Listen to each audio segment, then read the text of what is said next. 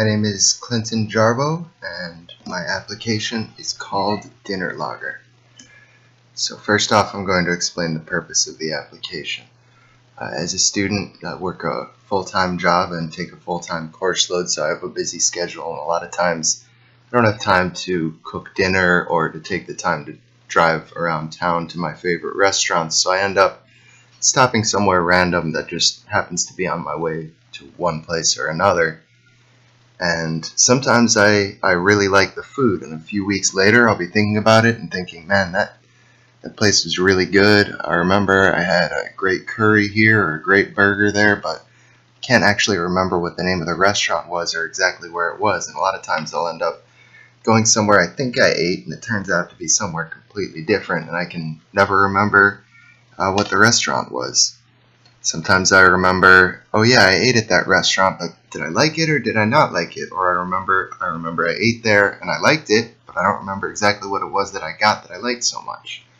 So the purpose of this application was to allow users to save the name and address of a restaurant that they ate at and what they ate there, and a little description of the dishes themselves and a 1 to 5 rating for each dish.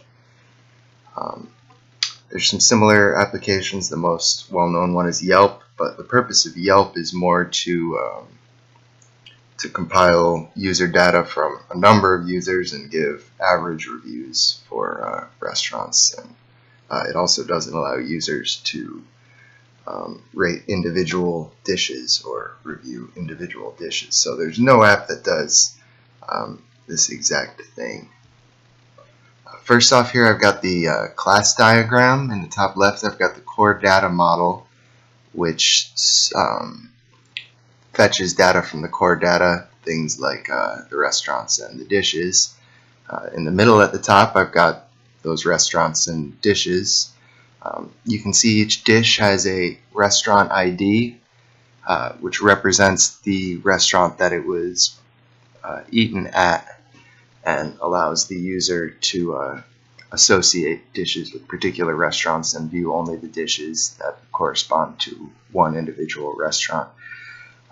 Dishes also have a rating, a name, a description, and the reason that the description is called descriptio is because description is reserved, so I used descriptio, which is the Latin for description. It also allows the user to save a photo that's associated with an individual dish. Then I got restaurants, which again store a unique ID, an address for geolocation, a phone number for quick ordering, and a name. Then I've got the 5 different view controllers for the 5 views of the application. You've got the main view controller, which is just the front page, view controller, which is details for the restaurant list view controller, which is for a list of restaurants, a dish detail view controller, and a dish list view controller. So I'll go through each of those in a little bit more detail. Most of the individual variables for the restaurant detail, just called view controller, are UI items, which is the case for all 4 of these view controllers, except for the front page. And most of the functions there have to do with saving and loading, and then there's also a little bit for geolocation. For example, find, that's when the user enters the name of a restaurant and searches to see if they've already saved it. We've got save context, which is for saving a restaurant once it's been filled out. We've got clear all, which clears all user data stored locally. Then we've got use device location, which first takes the latitude and longitude of the user from the device, makes an API call to Google Places, and then returns the location or the name of the location that the application believes the user is at. So if you're in a restaurant, you can use that, and it'll automatically fill out the form.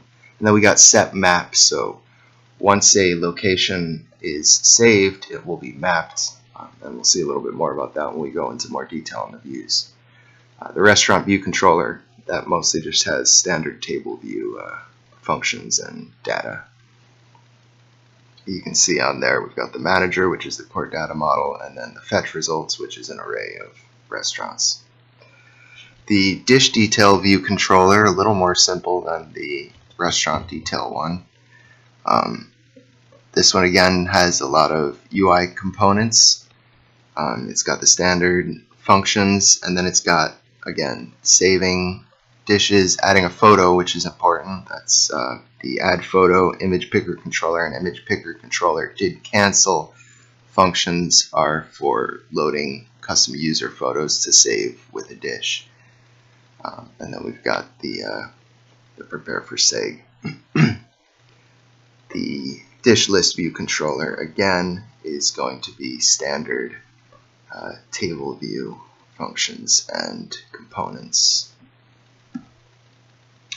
So here we've got the view diagram, which shows the segs between the different views, and this is just taken from Xcode and shows you the Xcode design of each of the 5 views. In the top left, we've got the main front screen, which will normally be segging to the next one to the right, which allows the user to fill out restaurant information, and then they can go either to a table view to view all of the restaurants, or a table view that allows them to view all of the dishes associated with that restaurant, which is going to be the one to the right. And then finally, all the way to the right is where the user fills out the specific info for a dish. So moving on, I've got the MVC diagram here, and this shows the relations between the view, the controller, and the model. So the view is going to be displaying data, and it's where the user input is read. When the user presses a button, it's going to do one of 2 things. It's going to send data to a controller to be saved in the model, or it's going to send a smaller amount of data, for example, just the name of a restaurant or the ID of a restaurant, which is then going to search through the core data and return all relevant information.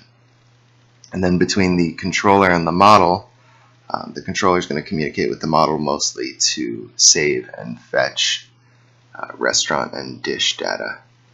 So that's about all I've got to cover for the view controller. One other note, I did do a lot of the device location and mapping in the view, and in a further iteration that'll be hopefully moved to the controller. Here I've got actual screenshots of the application in use that show the different views. We've got the loading screen, the welcome main screen. The add meal button is going to move over to the next screen to the right, whereas the restaurants button is going to show a list of all other restaurants if the user just wants to open a specific restaurant they've already been to and either look at it or add more dishes to it. But if they click add meal, again, that's going to go to the middle view here, which is where they fill in the restaurant name, location, and phone number. You can see under that there's a button that says use location.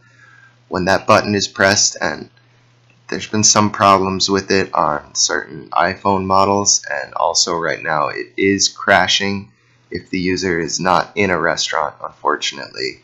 But if the user is in a restaurant and they click that button, it's going to automatically fill out the restaurant name, address, and phone number, and that saves the user the time of filling it out themselves. If you're still at the restaurant when you go ahead and fill this out, you can do that and save yourself some time. There's also a find button towards the bottom. The user can enter just the name of the restaurant, and if there's already a restaurant with that name, it's automatically going to pull it back up. We've got the save button. Once the user has saved a restaurant, it'll automatically map the location of the restaurant on that map at the bottom. And then we've also got the delete all data button. If the user presses the button towards the middle, the add view dishes, that's going to take them to the next view to the right, which is a list of all dishes just for that particular restaurant. So it's going to show all of the dishes that they have saved from that particular restaurant. they can go to that screen and either look at an existing dish or click in the bottom right the Add button, which will take them over to the final screen all the way to the right, where you're going to enter the name, a rating from 1 to 5, a description of the dish, can be any length, and then you have the option of adding a photo.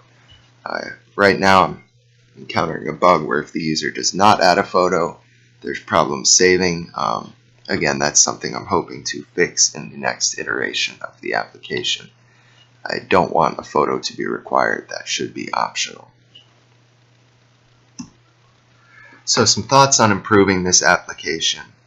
I'd like to make the use of the ratings a little bit deeper. Maybe when the user looks at a restaurant, it'll show the average rating of all of the dishes they've had at that restaurant. And then I'd also like to have the ratings, maybe 1 to 5 stars, display on the list view, so you can just quickly, if you don't want to go all the way and look at the screen for that particular dish, you can just get a quick view of what your rating for that dish was. And I think there needs to be some more debugging. I feel that I didn't go through enough use cases when I did my debugging, and there are some things like saving without a photo, and these are all some border cases. Saving without a photo, trying to use the user's location when they're not in a restaurant. Some of those cases are still causing some problems. And finally, and this is more of a long-term stretch goal, but I'd like to have some online capability. Maybe the user has an account, and instead of having the data stored locally, it could store on the cloud, and that way if they get a new phone, they don't lose all their data. Or maybe even longer term, there could be an associated website where the user can access all of their restaurant and dish information from a computer on a web browser. Potentially, there could also be some use for showing ratings from other users. There's a lot of questions about implementation for that, though, and I'm not sure it's totally in line with the purpose of this application. Some of the challenges that I experienced were some changes to the use flow. Initially, I wanted users, in addition to being able to look at dishes by restaurant, which did end up being implemented, I wanted users to be able to search for a dish and then be able to see what restaurant they got that dish at, instead of the other way around. That ended up being cut from the final product, but I think in the future that's something that maybe could be implemented longer term as well. That was one of my original goals for the project and the original purposes of the application, so I think it would be a good feature to have. Another challenge was API integration, and I'll go into some detail on this. Originally, I planned to use Google Places and the Google Place Picker, but I had trouble installing it on the lab computers. I decided instead to use Yelp's API, but their system for using an API key was very confusing to me. I spent the better part of an afternoon trying to get it to work and made no progress. So I ended up talking to somebody else who had used Google Places in the past, and they were able to walk me through the install process with CocoaPods, which was much simpler, and I was able to get it integrated at that point. But again, as I mentioned earlier, it does still crash, unfortunately, if the user is not within a certain distance of a restaurant when they try and make that API call. Another challenge was the MVC architecture. I've worked with other MVC systems before, things like Ruby on Rails and Angular, a few other ones, and I don't think I totally understood exactly, when it comes to using Swift for iPhone development, how the MVC architecture is supposed to work. I think there are some things that I left in the view controllers that should have been in a separate controller class. That's a shorter term goal in improving the application. And then finally, core data. My original class diagrams were fairly different. I had different ideas about how I was going to create the relation between restaurants and dishes, but at the end of the day, I think the system that I used with the restaurant ID acting as a foreign key was successful. But it was a challenge between the concept and the final product.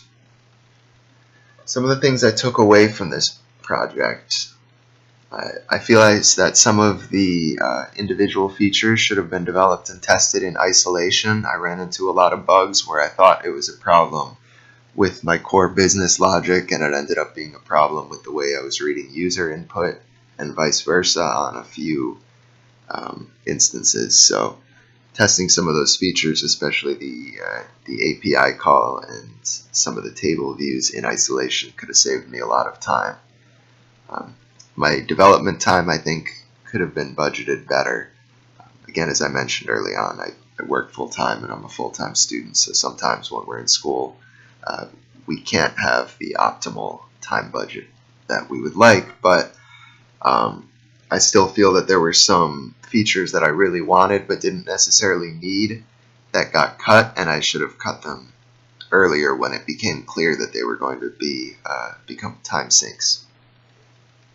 I also feel I should have tested a wider variety of scenarios. I mentioned earlier the situation with the dishes that don't have photos, and trying to use the user location when you're not in a restaurant being problems, and those I had not initially tested before submission, so those ended up being a problem. Something else I took away is just that a lot of APIs are challenging to work with. There's not a whole lot to say about that, but I did find that fairly challenging. Once I was actually receiving the data that I wanted, I felt it was very simple to manipulate the JSON and things like that. But getting set up with the API key and getting actual data to return was a bit of a challenge. I also learned that Xcode is not necessarily my favorite IDE. It has a lot of strengths, but some things that I feel should be simple end up not being simple. And the final takeaway was a drastic improvement to my skill when it comes to Swift and Xcode. I struggled a lot in the assignments and labs, especially when it came to table views and SEGs, and now I feel I have a strong grasp on both of those. And I also improved my ability to work with core data, most notably when I came up with the foreign key idea, since I was unable to figure out how to use the relationship manager in Xcode for core data. That's all I've got. I really enjoyed working on this project. It's compared to a lot of classes, there's some really obvious application for the things that I learned, and I'm really glad I had the opportunity to work on this. Thanks.